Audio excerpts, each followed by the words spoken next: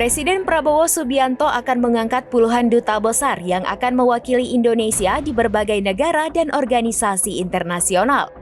Pelantikan tersebut akan berlangsung di Istana Kepresidenan Jakarta pada Senin 24 Maret 2025.